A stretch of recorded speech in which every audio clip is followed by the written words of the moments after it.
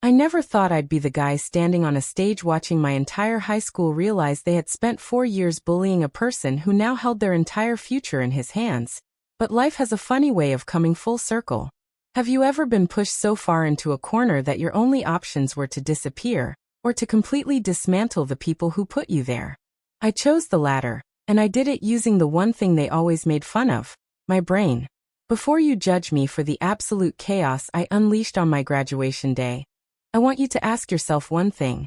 If everyone you knew treated you like a complete nobody for years, would you pass up the chance to show them exactly who was actually in charge?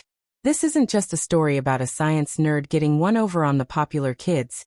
It's about a multi-layered plan that took 3 years to execute, and by the time it was over, the principal was fired, the star quarterback lost his scholarship, and I walked away with a smile on my face. To understand how I got to that stage, you have to understand what my life was like at Oakwood High. I was that kid. The one who always had his nose in a textbook, the one who actually enjoyed chemistry labs, and the one who the teachers loved but the students loathed. My name is Leo, and in a school where football was a religion and being cool was the only currency, I was bankrupt. The leader of my misery was a guy named Bryce.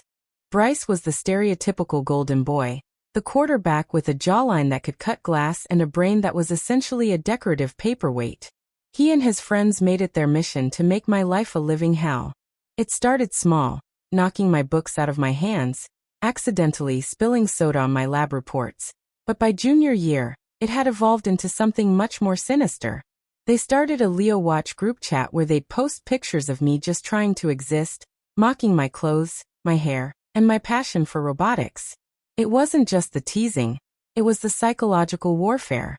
They would sign my school email up for embarrassing newsletters, or place kick me signs that weren't just paper, but taped on insults about my deceased grandmother. The worst part wasn't even the students, it was the faculty. Our principal, Mr. Sterling, was a former coach who worshipped the ground Bryce walked on because Bryce was the key to the school's first state championship in a decade. Whenever I went to Sterling's office to report the bullying, he'd just pat me on the shoulder and tell me to toughen up, or say that boys will be boys. He would tell me that I needed to focus more on social integration, and less on tattling. The isolation was suffocating. I spent my lunch breaks in the boiler room or tucked away in the back of the library where the dusty encyclopedias lived, because nobody ever went there. I became an observer, a ghost in the hallways. And that was their first mistake. When you treat someone like they are invisible, you forget that they are still watching you. I watched everything. I watched Bryce pay the smart girl in sophomore year to write his history papers. I watched Mr. Sterling take envelopes from wealthy parents who wanted their kids to have better grades. I watched the school secretary look the other way when the football team skipped classes. I started keeping a journal, not of my feelings, but of timestamps and names. The turning point happened during the annual Science and Innovation Fair. I had spent 8 months building a sophisticated water filtration system that used a specific polymer I'd been experimenting with in my spare time. It was my ticket to an Ivy League scholarship, away out of this town. On the night before the presentation, Bryce and his crew broke into the lab. They didn't just break the project. They filmed themselves pouring bleach into the tanks and smashing the sensors with a baseball bat. When I walked in the next morning, I didn't cry. I didn't scream. I just stood there looking at the wreckage of my hard work while Bryce walked past me in the hallway, whispering, "Guess the nerd's science project went extinct." I went to Mr. Sterling with the security footage I had secretly set up on my own laptop, but he told me the footage was inconclusive because the perpetrators were wearing hoodies. He knew it was them. I knew he knew. I saw the flash of recognition in his eyes when he saw Bryce's specific sneakers on the screen. He told me to stop trying to ruin a young man's future over a few broken tubes. That was the moment I stopped trying to play by their rules. I realized that if the system was rigged, I had to build a new one. I spent my entire senior year playing the part of the defeated victim. I stayed quiet, I took the jokes, and I even started doing Bryce's physics homework for him. He thought he had finally broken me, that I was now his personal calculator. He would sit at my desk, put his heavy cleats on my bag, and demand I finish his lab reports by morning. Little did he know, every assignment I did for him was a calculated move. I wasn't just doing his homework. I was slowly building a digital trail. I inserted specific, unique digital fingerprints into every file I gave him. Hidden metadata that proved the files originated from my computer, not his. I also discovered that Mr. Sterling was skimming funds from the academic budget to supplement the athletic department's travel expenses. Basically luxury hotels for the football team and a new coach's lounge that looked more like a 5-star hotel suite. I used my nerd skills to gain access to the school's internal server. I didn't steal anything. I just set up a series of automated updates that would trigger on a very specific date, graduation day. I spent hundreds of hours coding a presentation that would override the main projector during the ceremony. I made sure it was unblockable, encrypted, and timed to the exact second Bryce would be standing up to receive the Student Athlete of the Year award. I worked on it every night until 3 a.m., fueled by cold coffee and the memory of my shattered filtration system. I even hacked into the local news station's community feed and the school's livestream link, ensuring that whatever happened in that auditorium would be broadcast to the entire county. I wanted everyone to see the truth. I wanted the parents who looked down on me to see what their perfect children were actually doing. I wanted the teachers who ignored the bullying to realize they were complicit. The depth of the corruption was deeper than I thought. I found emails where Mr. Sterling was actively burying reports of Bryce's physical altercations in the locker rooms. I found records of donations made by Bryce's father to the principal's personal charity foundation in exchange for a clean disciplinary record. Every piece of evidence was a brick in the wall I was building to trap them. By the time graduation morning rolled around, I felt a strange sense of calm. My parents were in the stands, looking proud but worried because I had been so withdrawn lately. Bryce was in the front row, smirking, already wearing his university cap.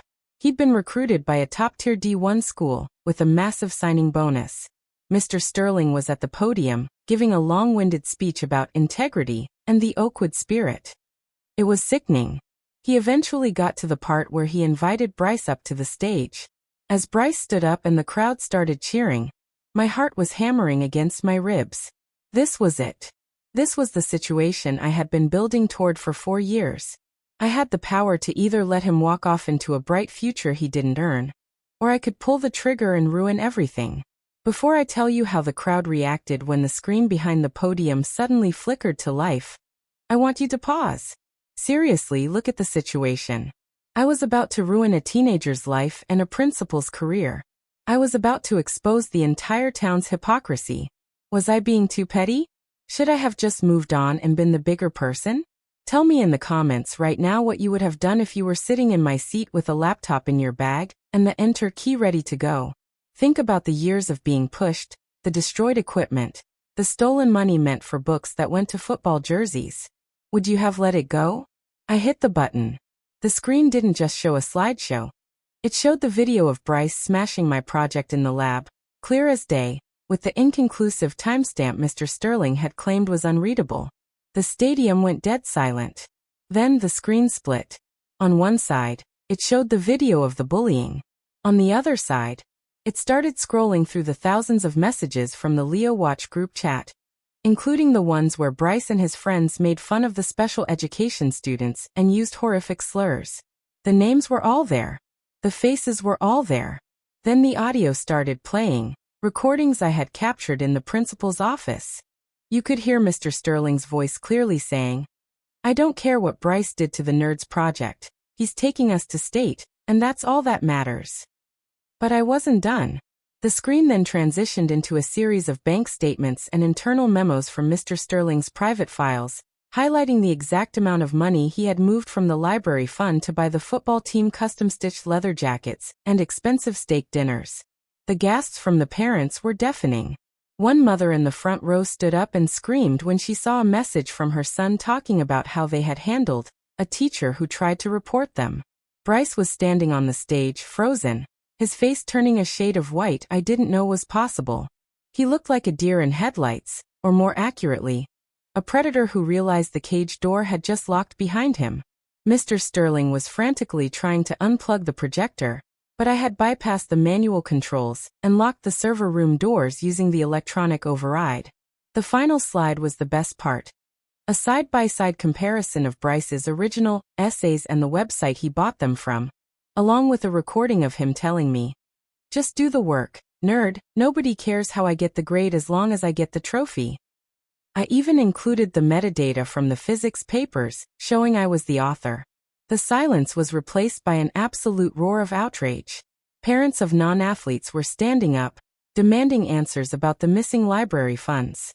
The local news crew, who was there to cover the inspiring graduation, turned their cameras toward the screen and the panicking principal. The police, who were there for security, were now standing by the stage as Mr. Sterling tried to push past people to flee. It was a total bloodbath for the school's reputation. The graduation ceremony was canceled on the spot. Within 48 hours, the video had gone viral nationwide. The school board held an emergency meeting, and Mr. Sterling was placed on administrative leave before being officially fired a week later for embezzlement and fraud. He's currently facing criminal charges for the misappropriation of public funds. Bryce's D1 scholarship? Gone. The university retracted the offer the moment the group chat logs and the cheating evidence hit the news. His golden future vanished in 20 minutes. He ended up having to enroll in a local community college, but even there, everyone knew him as the bullied nerd's victim. His father lost his position at his firm because of the association with the bribery scandal. My other bullies faced long-term suspensions and lost their spots on their respective teams. Many had their college acceptances rescinded once the Leo Watch messages were leaked to their future schools. I didn't stay to watch the fallout in person. I had already packed my bags and left for the airport that evening. I received my diploma in the mail, along with a full-ride scholarship to an institute of technology that actually valued my nerd skills. I've spent the last year working with a legal team to ensure the stolen funds were returned to the school's academic programs. The library now has new computers and a state-of-the-art lab named after my grandmother. People often say that the best revenge is living well. And while that's true, I've found that the best revenge is actually making sure the truth is televised. I learned that being smart isn't just about passing tests. It's about knowing how to use your resources to protect yourself when the people in charge won't. I don't regret a single second of it. If you think I was right to expose the corruption and the bullying, like this video and let me know your thoughts. Subscribe for more stories about people finally getting what they deserve. And let's discuss this in the comments. Was I too harsh, or did they get exactly what was coming to them? Share this with anyone who's ever felt like the underdog. I'll see you all in the next story.